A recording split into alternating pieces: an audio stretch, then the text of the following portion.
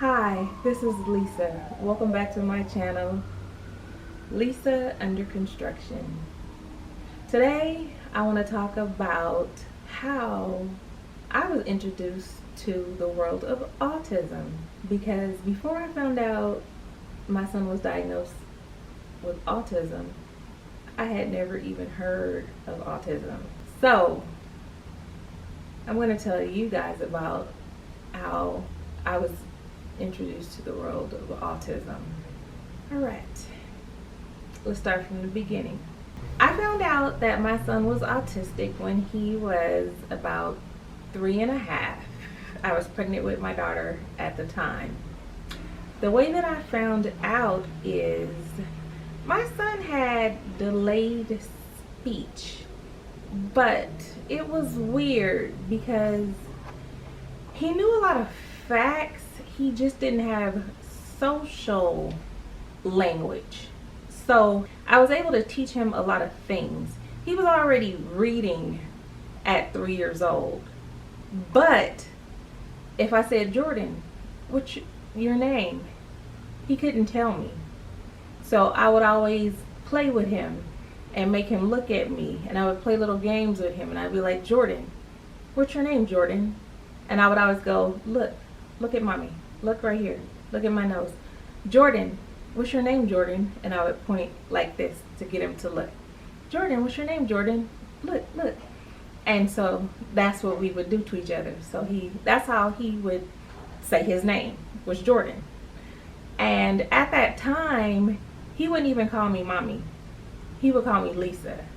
And I felt like a lot of people had more issues with him calling me Lisa than I had with him calling me Lisa. I was just happy that he would call me anything, because I noticed that there was something going on, and I had already taken him to a pediatrician, and the pediatrician was more impressed by what he knew than what he didn't know. Because at the pediatrician, it was like he knew that this is pink, and this is a dinosaur, and that's a brown, and this is that, and he could read, but he just didn't have like the social skills. So the pediatrician was like, oh, this kid is really smart. He's smarter than most 5 and 6 year olds that come in here.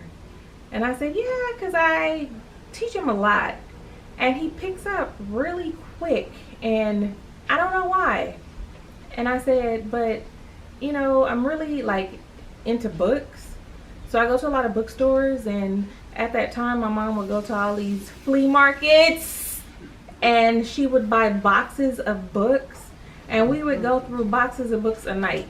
We would go through large boxes, like not really large, but like a box full of books, like children books, and I would sit there and I would read him books every single night. Like we could read the whole box of books every night.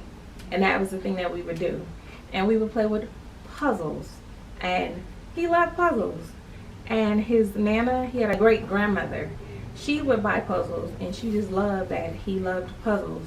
So that was her thing with him. He would do puzzles. And the one thing that the doctor did say, because when I took him to the doctor, he was like 2. He said the one key point he made was make sure that he watches a lot of like Sesame Street. So I would turn on Sesame Street here and there. So he would watch the alphabets and stuff like that. So by watching that, he just learned the ABCs, and I would go over his ABCs because I was real hands-on with him. So him seeing it, I didn't have to teach him how to write. It was like he saw it and he could do it. One day I was laying in bed and we were just going over stuff, and I don't know what I was doing, but I walked out the room, and when I came back, he had one of my orange lipsticks, like a burnt orange, and he wrote the alphabets A through Z in burnt orange lipstick, and I could not get it off the wall because it bled through the white paint of the wall, because he wrote it with his little bitty hands, and I was so impressed. I wasn't even mad. On the wall, And I was like, there's something up with this kid and I just don't know what it is. Jordan got his first computer when he was 3 years old because his uncle is a computer engineer. And when he found out how smart Jordan was, he was like, I don't know what's up with this kid, but I'm getting him a computer, so he got him one. And the other little quirk thing that I noticed was when I would talk to Jordan and I would say, Jordan, what do you want to eat? He would be like, blah, blah, blah, blah. And I would be like, I would just brush off little things. But I never stopped teaching him because anything I taught him, he would just pick it up. I even taught him how to tell time. All before he was 5 years old. He would draw. He would draw basketball courts with all the people because his dad played basketball. It was just, the kid was remarkable. But anyways, let's get this ball rolling on how I found out Jordan had autism. I wanted to put Jordan in school early. So I wanted to put him in a program called Head Start out here. And the only way that you could start Head Start is if you had a need. So I said, okay, my son has delayed speech. So maybe that could be our key into getting him into Head Start. So first I went to the Head Start and I talked to them about the delayed speech. And they told me that I needed to get him tested. So they told me I needed to take him to the elementary by my house. So that's what I did. And when I took him there, they said that they will bring in a school psychologist to test him so we could figure out what's going on. And they said it's probably just aphasia. And aphasia just means delayed speech. So when the psychologist came to test him, they said, no, there's a little bit something more going on here. So they brought somebody else in to test him. And then they said, your son has autism. And they said, but you can get a second opinion. And they said, you can go to the regional center to get that second opinion. And if they say that it's autism, it's autism. And I said, okay. And I was just like, all right. I had no clue. Didn't know what autism was. And when I first looked it up, I was like kind of devastated because I was like, what the heck is this? So, you know, I talked to his dad about it, and at first we were like a little devastated because we didn't know what the future would hold for him. But in my eyes, I was like, I'm going to do everything that I can do to help him. And that's exactly what I did. And that's where it all started. So after I found out that Jordan had autism, I went to the regional center. I made my appointment to the regional center. I got him tested and they actually said that he had autism. So they had a conference coming up that talked about autism. I went to the conference so that I can get more information about autism. And I did sign Jordan up for Head Start and found out that he could do like a dual enrollment type thing, but that didn't end up working out. He ended up going to some type of preschool, and at that preschool he mainly went there to work on his speech. And the teacher there, she was incredible. She worked with Jordan. She loved Jordan. They all loved Jordan there. Even if Jordan was yelling at that teacher, she got those words out of him. Because everything that I guess he was holding back in, she was able to bring out of him. And she would teach me techniques that I could use to work with him. And that's what I would use to work with him. And somebody had mentioned, it's like any little nugget that I would get from anywhere that I was at, I would just take advantage of it. I would write it down, jot it down, put it in the back of my brain, and I would just use it. I took him to Northridge. They had a language, speech, and hearing center that was taught by interns. I took him there. He went there for a few years. The interns were there to help him, and they helped him with his speech. They worked with him there. We also went to Yellen and Associates, which is in Northridge, where he went for social skills. They call it psychological training or something like that. It's just a fancy word for like social skills training. They teach the kids what's appropriate to say and what's not appropriate to say. Like if somebody looks bad in a swimsuit, you don't just say it. Because kids with autism, sometimes they don't know what's appropriate to say and what's not appropriate to say. And I would also work with him on like idioms. I would get books with idioms in it and teach him, like if it says it's raining cats and dogs, that there's not going to be a cat and dog outside falling from the sky. So that's stuff that he had to learn from me. So for me, it was a lot of me, like a lot of one-on-one with me training him on things, and me finding programs and finding just any little program, anything that I could find, anything that I would hear about, that's where we would go. And he would be tired some nights, I would be tired, but I would always manage to be like, Cam, or Jordan, sorry, we have to do this. So I know you're tired, baby. I'm tired too. But we both have to shake it off because this is what we have to do. We would just roll with it. And back when he was younger, I would never tell him that he was autistic. I never ever let him know. I just would take him to all this stuff and just really work with him. In the beginning, he went to regular school. He did have a one-on-one with him in the classroom, only because when Jordan was younger, like in kindergarten, I knew he would go with anybody. I knew if you knew his name and you said, hey Jordan, come on, I knew he would go because he was very friendly. So I knew that would be a problem, and I knew that he needed redirection sometimes because he did have some of the bipolar traits. So he would have outbursts here and there. He did need to be redirected sometimes because some kids with autism, they don't like to stop what they're doing.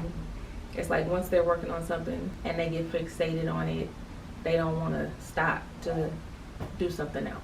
So that's why he had the one-on-one. In kindergarten, we did a lot of testing because Jordan wasn't your average kindergarten student. Jordan was beyond kindergarten. Jordan, only because he was already reading, and a lot of kids in kindergarten don't read.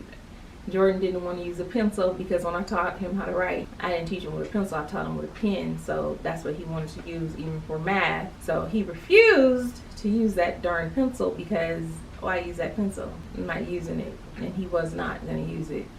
He didn't want to color with the kids because that's baby stuff. And why color? Because it just wasn't his thing. It looked all right the way it was. The teacher, she was remarkable. She was a fantastic, she was an amazing teacher. Even though in the beginning we did bump heads because it was, it was a little bit of her and it was a little bit of me because she was very young and I was kind of young at that time too. But I didn't know that much, and this was her first time working with a child with autism.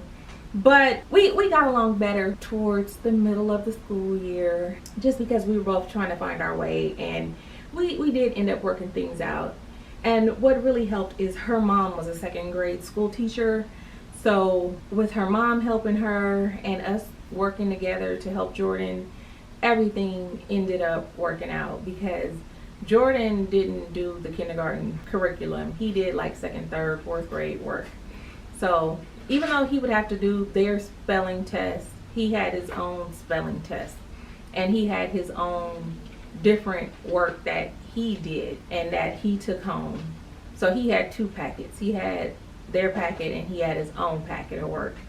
And he had their spelling test, but he had his own spelling test. That's what we did for that. And then during that time, I also had him tested because he was very bright and he did test as highly gifted.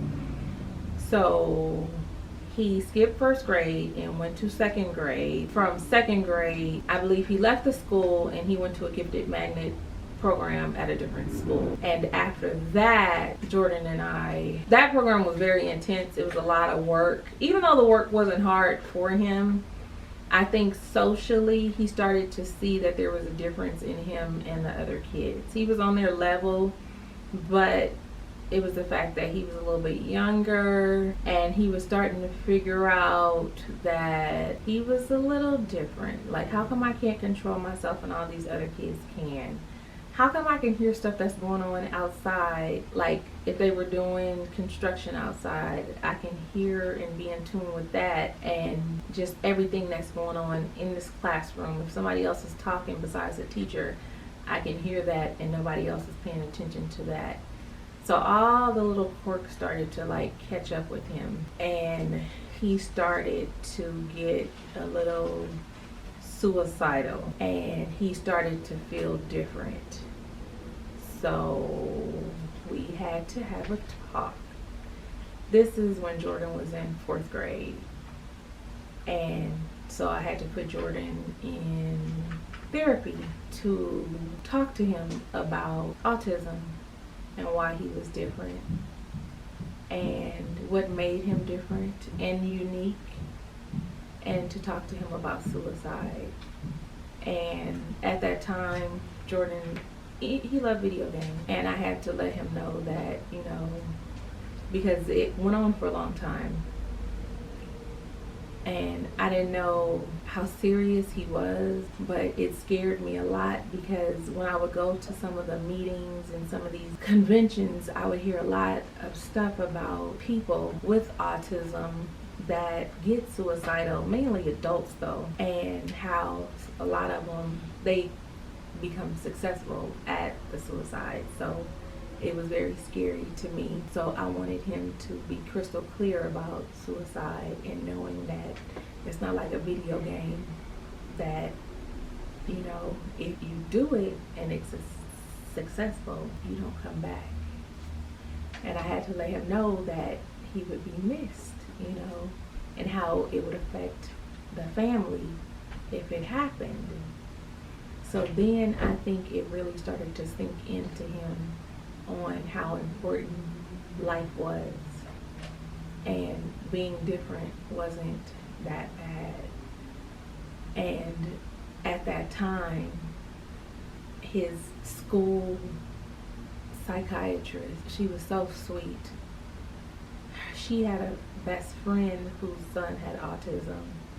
She ended up taking him out of regular school and putting him into a non-public school that worked with kids that fit her son's needs. And I found a great school for Jordan that worked with kids with autism, and I made that decision to move him into a school for kids with autism as well, because I felt like he would get the services that he needed there, because they had everything there in one place.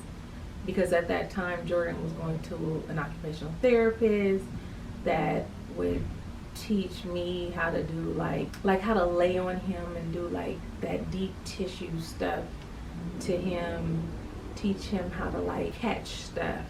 And I learned a lot of stuff. I've learned so much stuff. It's just so much. It's so much. As time goes on, I can explain like all the stuff that I've learned. It's just so much, and it's just been such a long journey with learning everything with Jordan and dealing with the autism. I don't have the best memory. Sorry about that, you guys. I'm gonna try to remember everything, because my son is 26 now, and I do have a daughter as well who has bipolar, the learning disability. She has some OCD. She has her own stuff. So I've dealt with her stuff as well. So I'm dealing with two totally different things. So I have a lot of information in this brain of mine that I want to share, and I'm gonna try to do another video tomorrow. I'm gonna open up the door. I'm gonna talk about my daughter. If you can relate to this video, if you know somebody that might be able to relate, that might need some help, might need some info on anything as far as like schools. And this is the main thing that I want to say about schools. If your child is in school and they need some services, if they are having behavioral issues or anything like that, tell that school you need an IUP. And if they refuse it, honey, put it in writing, because you'll never get any services if it's not in writing. If it's not in writing, remember this: it never happened, okay?